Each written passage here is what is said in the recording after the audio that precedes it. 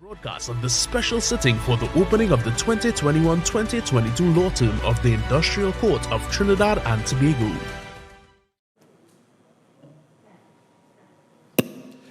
Good morning and welcome to this, a special sitting for the official opening of the Honorable Industrial Court for the law term 2021-2022.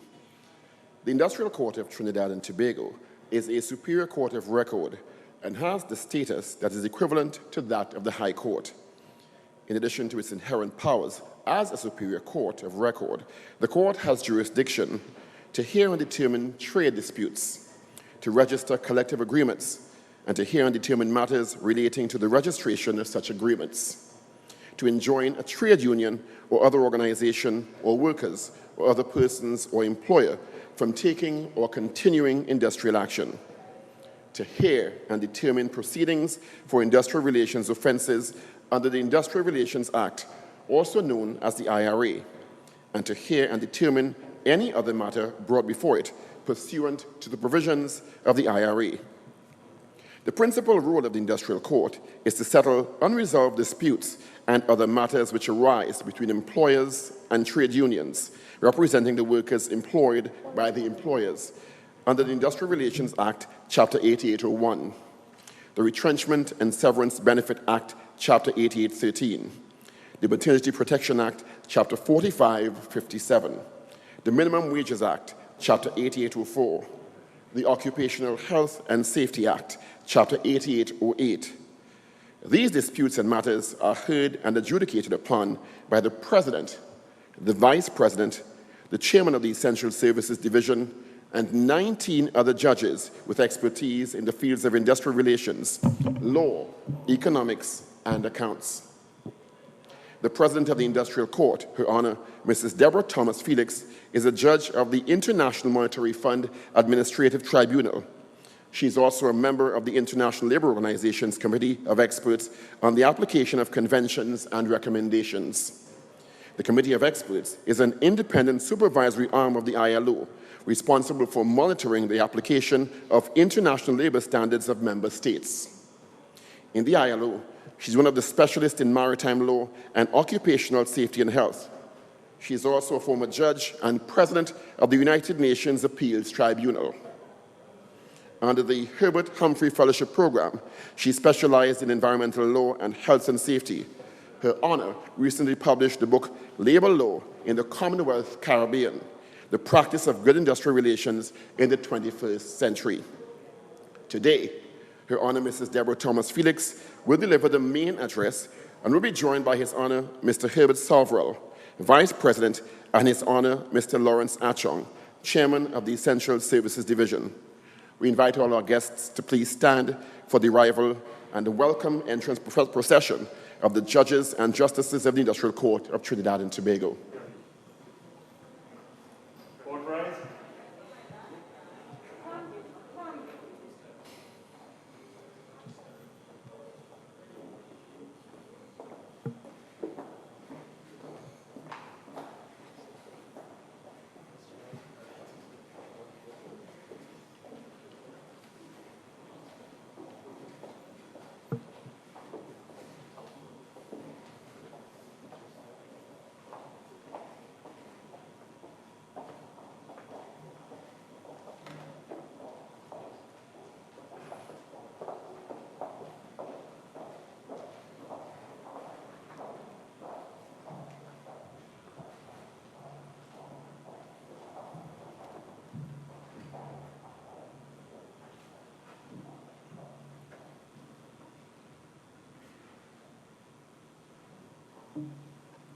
We invite you all to please be seated as we now welcome to deliver our main address today, the address by Her Honor Mrs. Deborah Thomas-Felix, President of the Industrial Court of Trinidad and Tobago.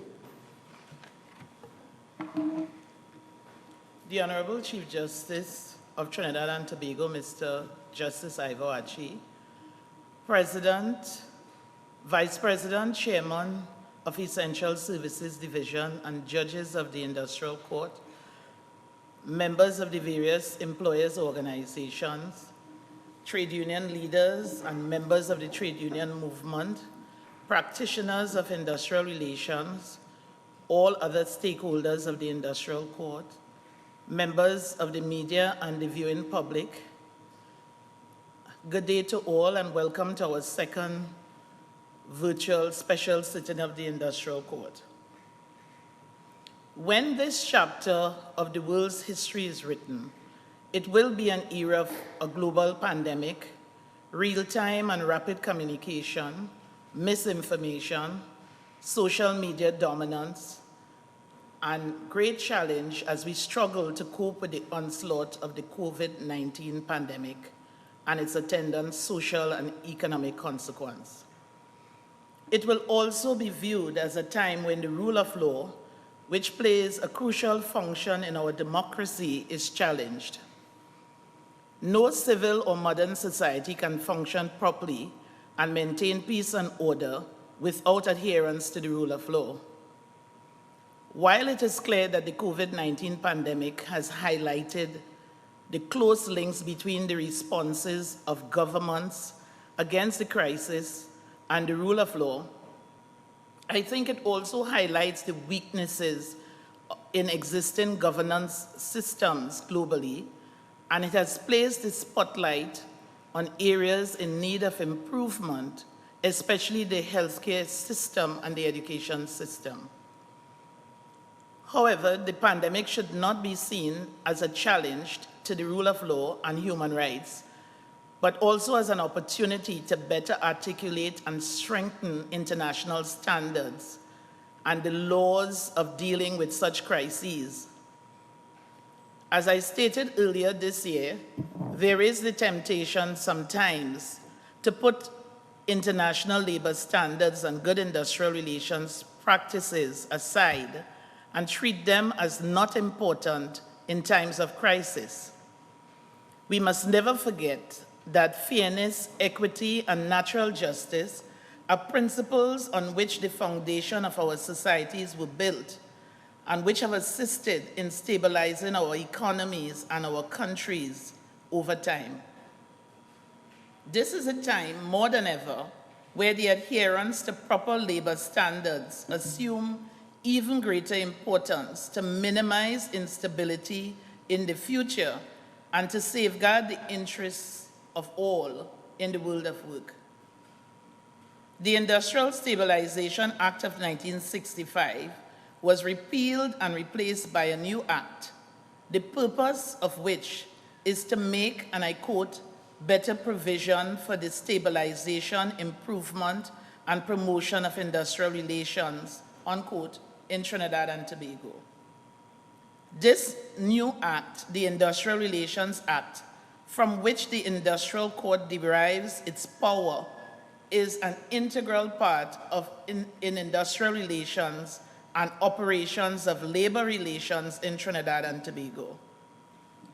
Therefore, the role of the Industrial Court to assist in the stabilization, improvement, and promotion of industrial relations and operations of labor relations in this country, which it has done and continues to do for the past 56 years, cannot be overstated.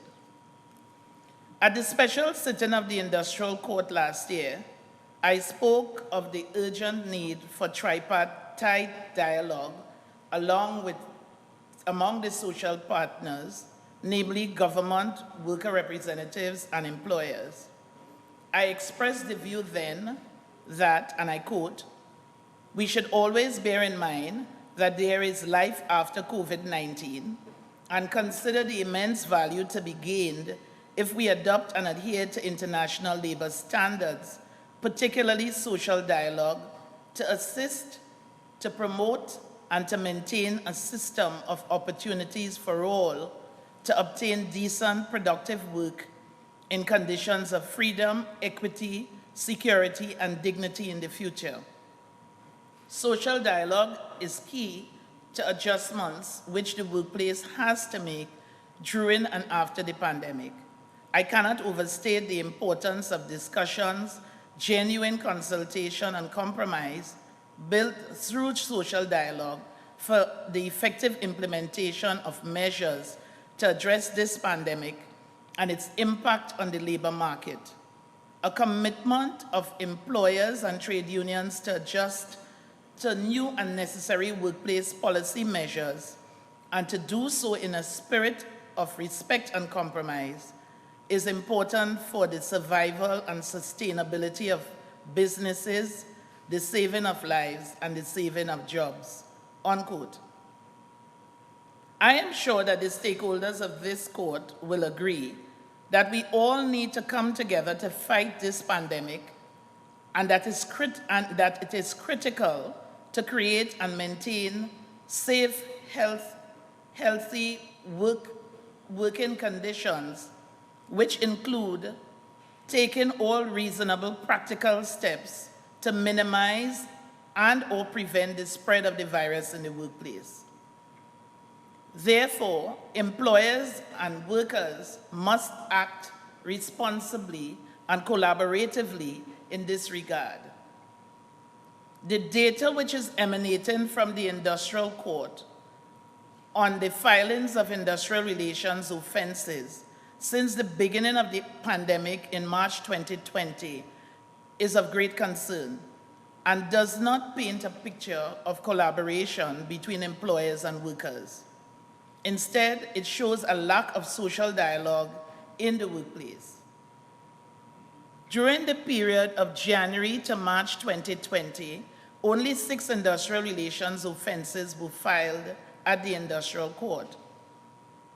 In March 2020, Trinidad and Tobago began to adopt protective measures to combat the pandemic. It is noteworthy that from March 2020 to the 14th of September 2021, 178 COVID-related industrial relation offenses have been filed at the Industrial Court. Most of these industrial relations offenses are complaints related to the COVID-19 pandemic, and the majority of them pertain to the lack of consultation by employers with workers, the unilateral alterations of terms and conditions of employment, and the failure of employers to enter into collective bargaining with unions to discuss and resolve COVID-19 related issues. The data for 1 year, March 2020 to March 2021, revealed that 124 new industrial relations offenses have been filed.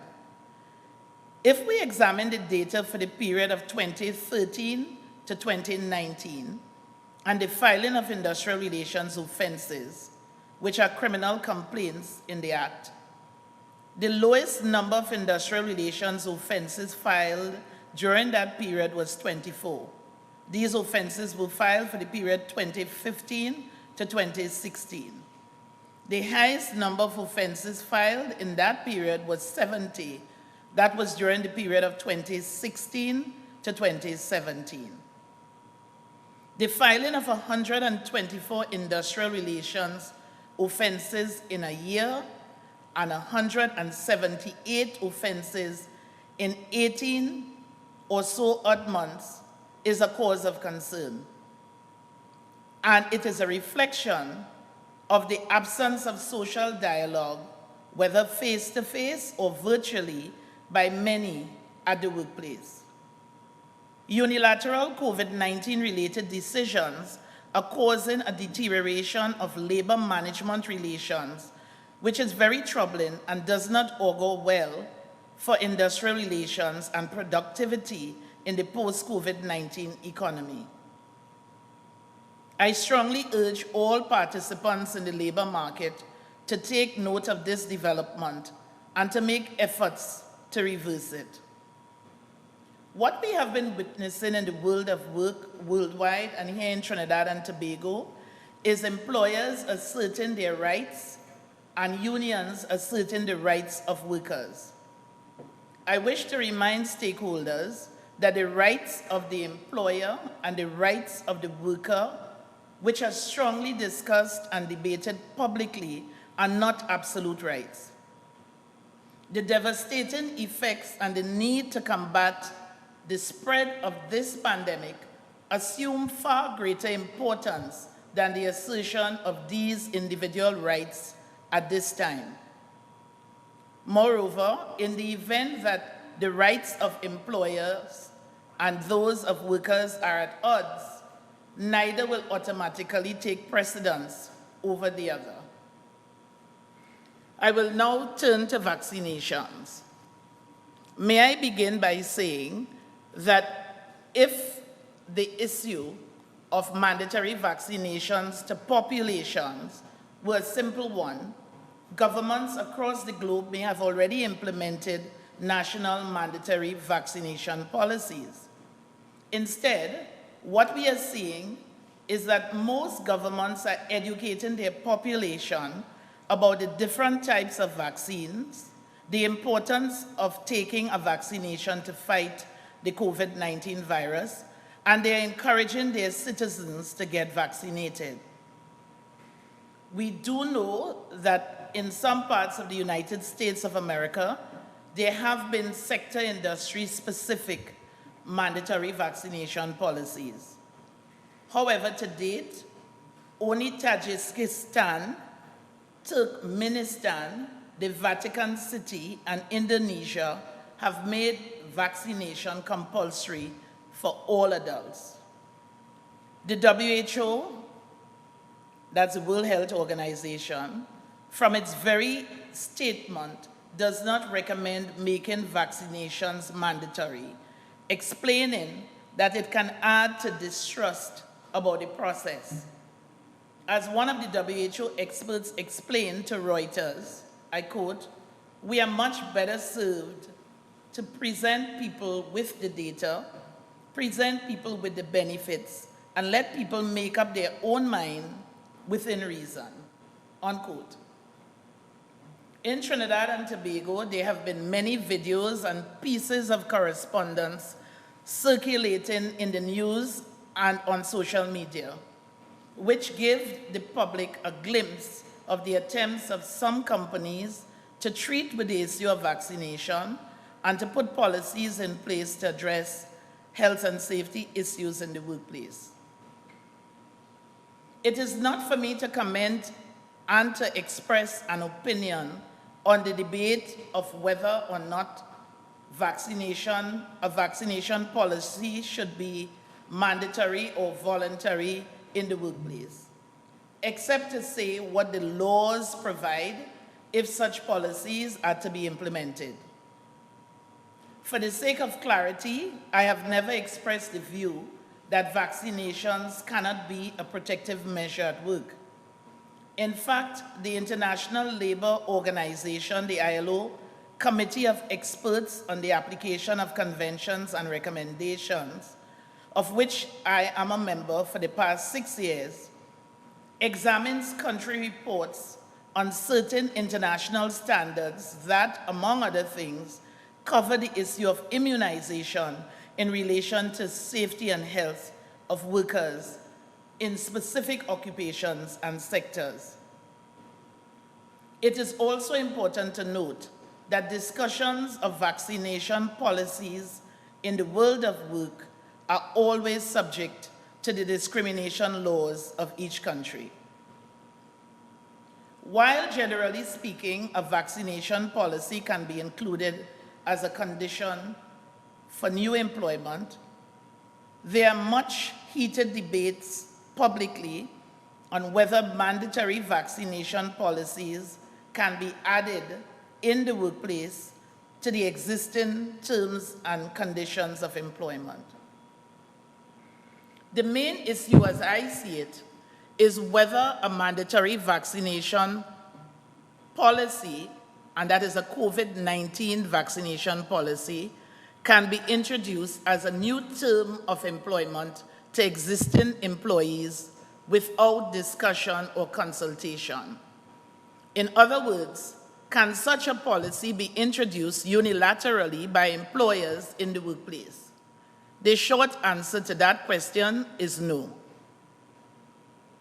The laws of this country do not directly address the issue of COVID-19 vaccinations as a condition of employment.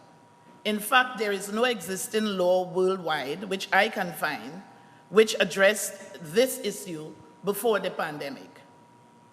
While there is no express provision in the Industrial Relations Act of Trinidad and Tobago for COVID-19 vaccination policies to be introduced in the workplace as new terms and conditions of employment, our legal framework provides for the introduction of new policies, new terms and conditions of employment, and new working arrangements through the collective bargaining process.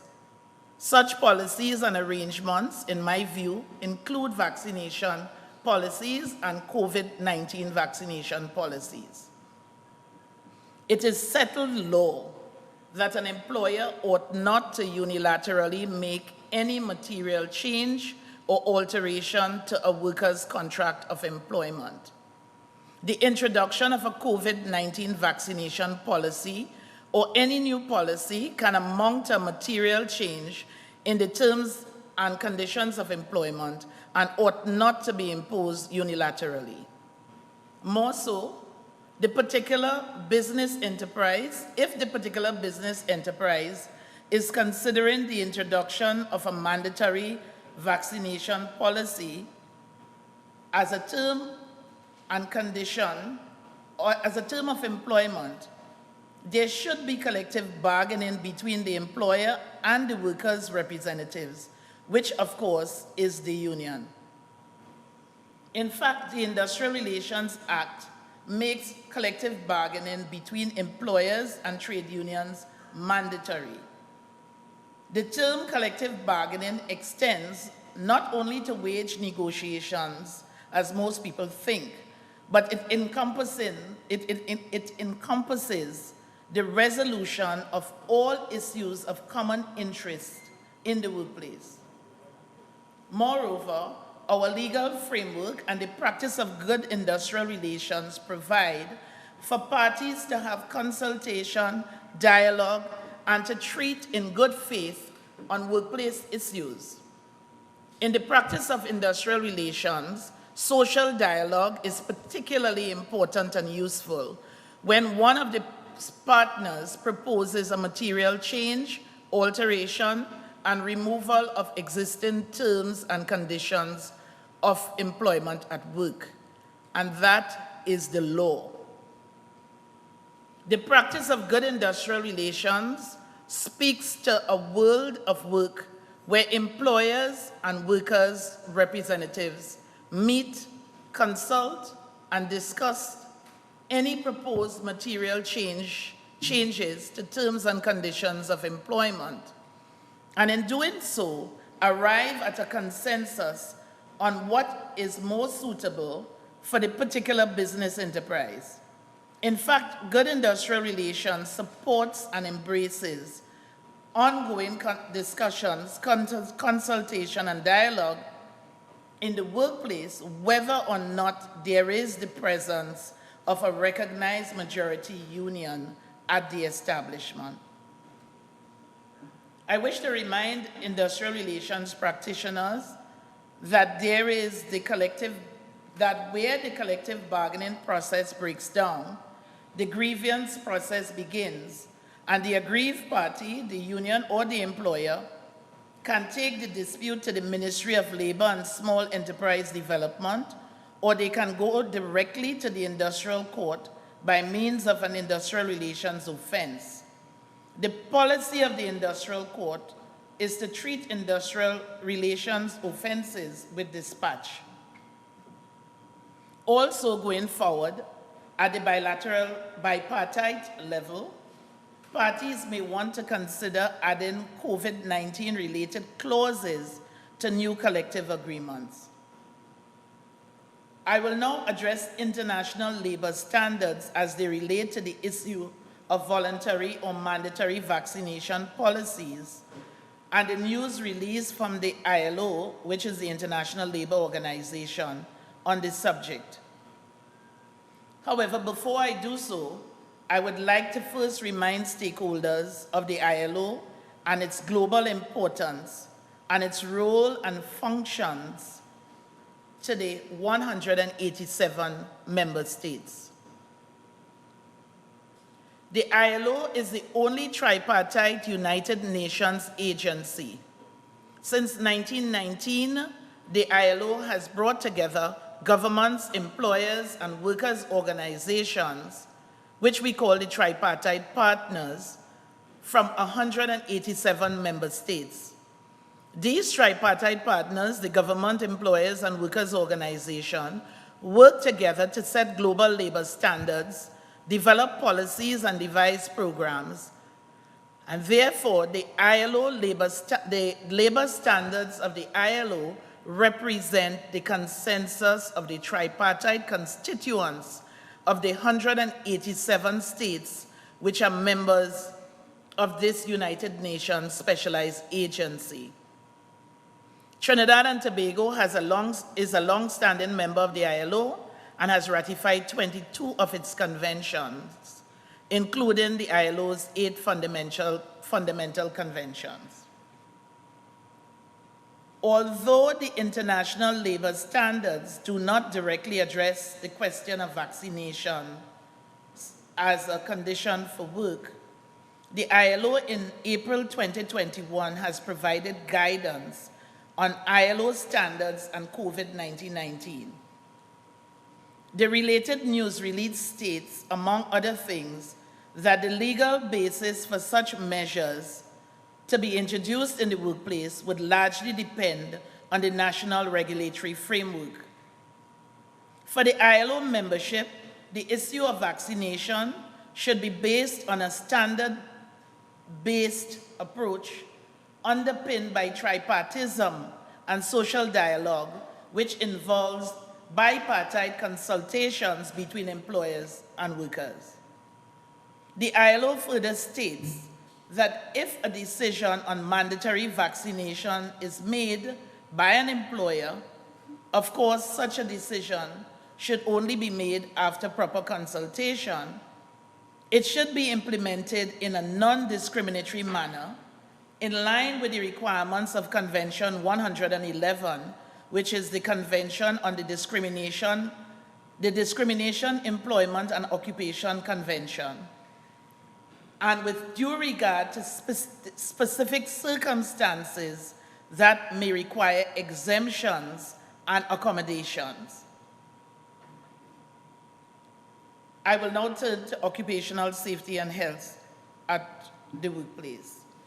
In Trinidad and Tobago, like in most countries, the issue of health and safety in the workplace during a pandemic is of great concern to all and has been hotly debated by stakeholders and the public in general.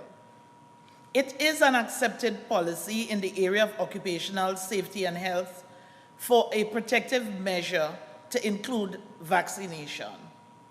However, the ILO's tripartite constituents are reminded that Convention 155, which is the Occupational Safety and Health Convention, and Convention 187, the Promotional Framework of Occupational Safety and Health Convention, and these conventions are the core labor standards on occupational safety and health. They specifically require cooperation between management and workers at the enterprise level. The ILO states that while employers have a general obligation to ensure that workplaces are safe, consultation with workers on all aspects of occupational safety and health are an essential element for decision making, and the cooperation of workers is key for the implementation of workplace-related prevention measures. In Trinidad and Tobago, Section 6 of the Occupational Safety and Health Act provides that it is the duty of every employer to ensure, as far as is reasonably practicable, the safety, health, and welfare at work of all his or her employees. This act also places several other duties on employers, including the provision and maintenance of plants and systems of work that are, so far as is reasonably practicable, safe and without risks to health. The provision of adequate and suitable protective clothing or devices of an approved standard to employees who in the course of their employment are likely to be exposed to the risk of head, eye, ear, hand, or foot injury, injury from air contaminant, and any other bodily injury, and the provision of adequate instructions on the use of such protective clothing or devices, the provision of such information, instruction, training, and supervision as is necessary to ensure, as far as is reasonably practicable, the safety and health at work of his or her employee, the provision and maintenance of a working environment for his or her employees, that is, so far as is reasonably practicable, safe without risks to health, and adequate as regards amenities and arrangements for their welfare at work. That is what the Act provides. Among the issues which are currently debated in the public is whether employers can fulfill their legal duty and obligations to provide safe work environments during this pandemic, and what steps they should take to discharge the duty to provide a safe working environment. In my view, in order to discharge the legal duty to provide a safe working environment as the law requires, an employer should ensure that he or she takes all reasonably practicable steps to help to prevent the spread of COVID-19, such as, amongst others, to ensure that employees wear masks, provide hand sanitizers, promote and maintain social distancing at all times at the workplace, maintain clean and sanitary surroundings, and require that any employee with symptoms associated with the virus should stay at home, and advise the said employee to contact the health authorities promptly. In addition to this, in workplaces where there are occupational safety and health committees in accordance with the Act, these committees can play an important role in education and informational activities related to the pandemic. In short, an employer's duty can only be considered to be discharged when he or she applies and upholds the requirements of the public health laws, the Occupational Safety and Health Act, and the laws of the country in general. Thus, in my view, when all measures which are reasonably practicable are taken to protect the workforce from possible infection, this can discharge employers from their legal duty under the Occupational Safety and Health Act. Measures which are reasonably practicable should include the measures which have been prescribed by the law. According to the ILO guidelines, social dialogue and consultation appear to be the best means to establish whether vaccination might indeed be required for designated jobs based on objective criteria. The ILO reminds its constituents that where international labor standards do specifically touch on measures of immunization, they focus on the importance of protective measures in the workplace being accessible and available rather than being obligatory. For example, the Nursing Personnel Recommendation of 1977, which is Recommendation 157, provides that immunization should be provided for nursing personnel regularly exposed to special risks. And the Occupational Services Recommendation of 1985 states that occupational health services might, where possible and appropriate, carry out immunization in respect to biological hazards in the working environment.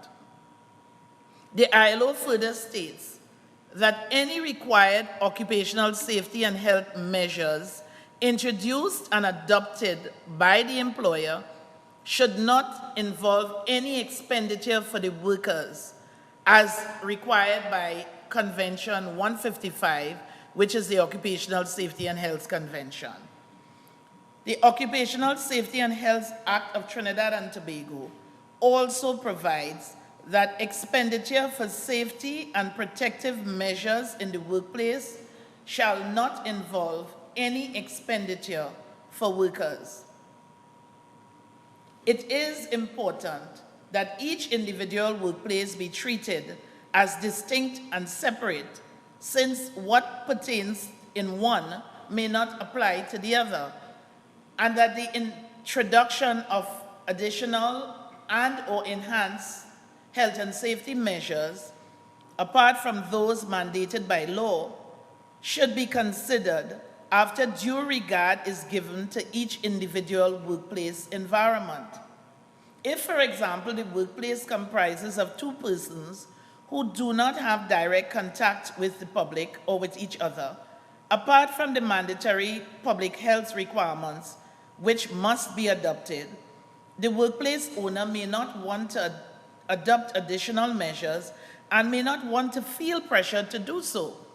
The converse may pertain in a large workforce where one may want to consider additional measures which may be appropriate and necessary. The measures taken must be case and fact specific.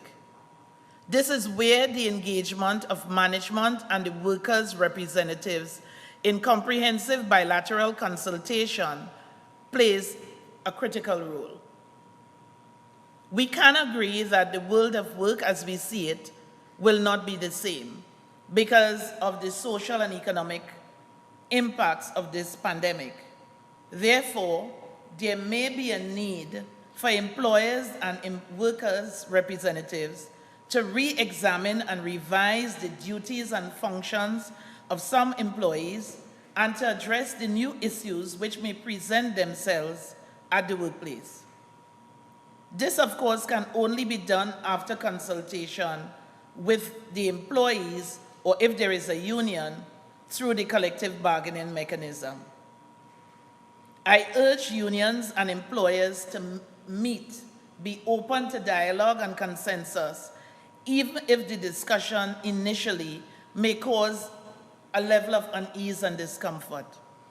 Always remember that social dialogue is a very important tool in industrial relations as you try to resolve these very troubling issues of common interest. Apart from the much-needed dialogue about whether or not there should be a mandatory or voluntary vaccination policy, it may help for each employer, in collaboration with the union and technical support from other relevant actors as appropriate, to conduct a risk assessment of each individual workplace with a view to determining whether there are compelling reasons to adopt a policy which distinguishes between non-vaccinated and vaccinated workers. The risk of discrimination should be among the factors to be considered if such an assessment is undertaken, and so too should the training needs of workers, especially training and education on vaccines. If a risk assessment policy is considered and contemplated by a company, the union should be consulted at the very initial stages, and collective bargaining should commence on the issue. If there is no union at the company, there will be a need for discussions and dialogue, not monologues, with workers. I do hope that this discussion on vaccination in the workplace and occupational safety and health issues provide adequate guidance to all relevant stakeholders who may have to address these concerns. In August 2021, the main trade union bodies, namely the Federation of Independent Trade Unions and NGOs, the Joint Trade Union Movement, and the National Trade Union Center of Trinidad and Tobago announced the commencement of bilateral discussions with organizations representing the business community, namely American Chamber of Commerce of Trinidad and Tobago, the Energy Chamber, Trinidad and Tobago Chamber of Industry and Commerce, and the Trinidad and Tobago Manufacturers Association. I have also been informed that these umbrella trade unions, organizations, also held bilateral discussions with the Employers Consultative Association. According to the news release from the trade union movement, these bilateral meetings are aimed at having dialogue about safety and other challenges at the workplace in a COVID-19 environment. These tripartite meetings mark a very important first step of tackling issues created by the pandemic, and I do wish that they bear fruit and assist in providing the much-needed guidance in the workplace. It is public knowledge that the National Confederation of Trade Unions has withdrawn from the National Tripartite Advisory Council for what they consider to be good reason. However, this is a time in our nation's history where there is need for the workforce to be guided by the decisions of the tripartite leaders. The current unprecedented challenges in the world of work which have been presented by this pandemic require strong leadership to assist and to navigate the workforce through these very difficult, uncharted, and mirrored issues, and also to assist in stabilizing the labor market. The workforce needs to be reassured and comforted in the knowledge that the tripartite leaders, the government, employers, and trade unions are engaged in regular discussions with a view to reaching agreement on the path to be followed in the workplace to address the issues created by the pandemic. This much-needed guidance can only be achieved in a climate of mutual respect and compromise, facilitated through social dialogue. This may be the time for the National Tripartite Advisory Council to revisit its working mechanisms, and for the Federation of Trade Unions to reconsider the timing of its collective stance of non-participation in the Council. Additionally, the trade union movement and the government may wish to iron out their differences in order to begin meaningful consultation along with the employers on the effects of the pandemic in the world of work and industrial relations over the past 18 or so odd months, and the role of employers and workers' organizations in forging a path of economic and social recovery for our nation during and after the pandemic. I am aware that the Industrial Relations Advisory Committee held meetings, prepared a report on the issue of COVID-19 vaccination in the workplace. However, there is an urgent need for the tripartite partners to convene and discuss not only vaccination policies, but also labor relations in this country, the survival and sustainability of businesses, the social and economic impact of the pandemic, and the path to recovery after the pandemic. I cannot overstate the need for the Ministry of Labor, the various employers' organizations, and the Trade Union Federation to assist in their own way to educate the workforce on the different vaccines, the importance of vaccination, in order to clear up some of the misinformation which prevails among workers. In June 2021, that's this year, the International Labor Conference, a conference of government, workers, and employers delegates from 181 countries, adopted a global call to action for human-centered recovery that is inclusive of sustainability and resilience. That is inclusive, sustainable, and resilient. At the national level, bipartite and tripartite dialogue will be key to the processes of drawing up policies and strategies. Legal and institutional frameworks based on international labor standards must provide the foundations for such initiatives. I will look at the work of the court in the year in review. In this year in review, which is the 14th of September 2020 to the 14th of September 2021, 966 new cases were filed at the Industrial Court, which is 61 cases more than the previous year when 905 cases were filed. The court disposed of 1,037 cases, which is 330 more than the cases disposed of in 2019 to 2020. The disposal rate for this year is 107.3%, which is 29.2 percentage points higher than the previous year when the disposal rate was 78.1%. A breakdown of the cases disposed in the year in review are as follows. 304 judgments were delivered, 396 cases were withdrawn, 297 cases were settled through the conciliation and bilateral process, and 35 cases were dismissed.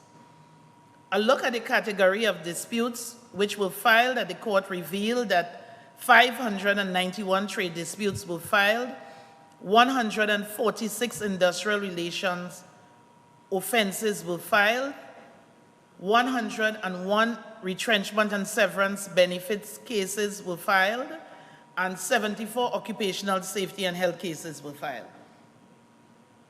I know that since the start of the pandemic, there have been numerous requests from all stakeholders for the virtual hearing of cases.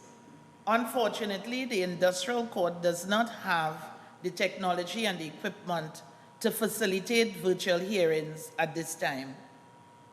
In the year in review, there were open court sittings from September to April this year, and there were no sittings of the court from May to July, except for the hearing of one application for injunctive relief. In the first 20 days of the month of August 2021, there were open court sittings for judges to complete part-heard matters and to hear urgent industrial relations offenses. It is of note that case management hearings and matters of mention and report are conducted virtually. However, conciliation is conducted in person for the most part.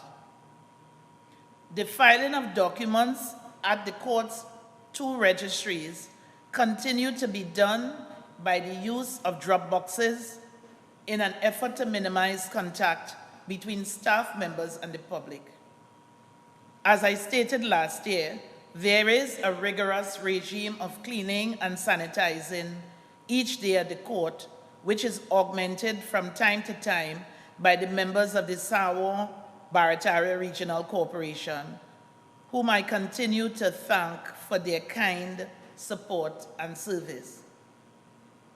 Last year, very early in the pandemic, the Industrial Court approached Dr. Saeed Rahman, Director of Veterinary and Public Health in the Ministry of Health, to visit the court and to educate us about the virus and the precautions which should be taken during the pandemic at the various workstations at the court and in the courtrooms. This very important lecture was attended by all the judges of the court, all heads of departments, cleaners from the National Maintenance, Training and Security Company, and a few other members of staff. I wish to publicly thank Dr. Saeed Rahman for this very important guidance which we have been closely following. It is with deep sadness we mourn the loss of two of our colleagues, His Honor Mr. Kirill Jack and our beloved Mrs. Tamara Chunulal Ramlogan. His Honor Mr. Jack was a well-respected and loved judge, and Tamara, who was loved by all, was a very professional and outstanding member of staff. Our prayers and thoughts are continually with their families, and they will be greatly missed.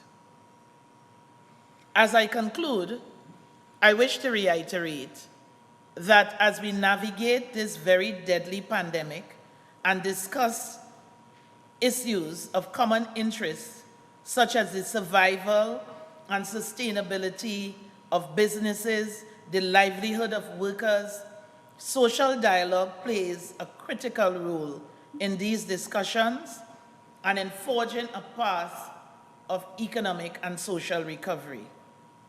I am reminded of the saying, alone we can do so little, together we can do so much. May God bless you all, and I thank you very much for listening.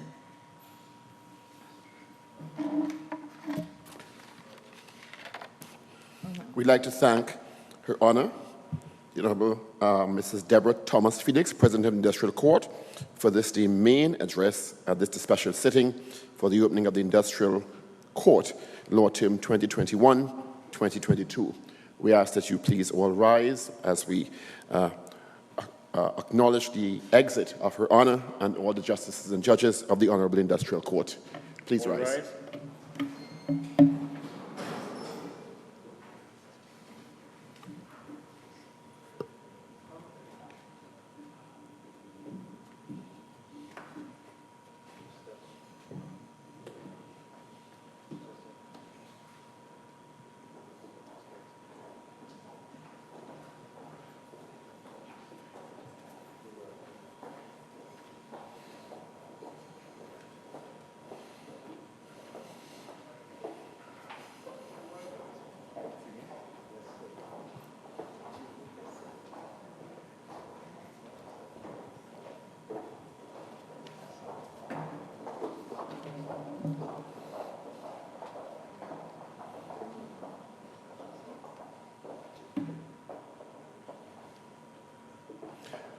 And at the conclusion of this sitting, we just give a summary of the very comprehensive presentation by Her Honor, Mrs. Deborah Thomas-Felix, President of the Industrial Court, in which she focused on the pandemic and the need for communication and dialogue during this very difficult and challenging pandemic.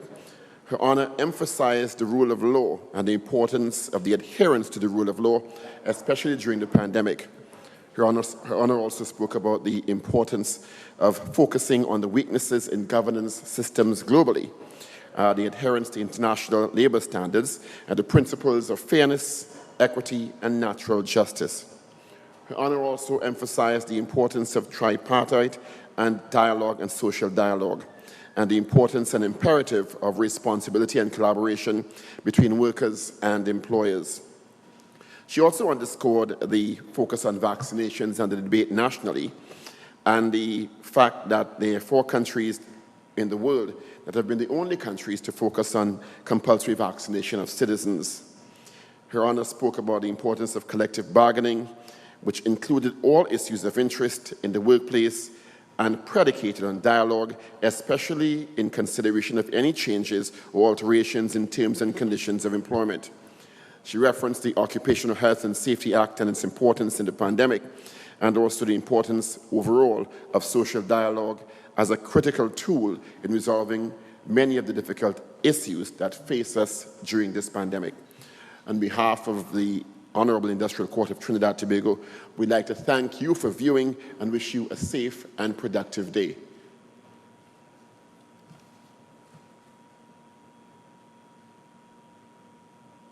That was a live broadcast of the special sitting for the opening of the 2021-2022 law term of the Industrial Court of Trinidad and Tobago.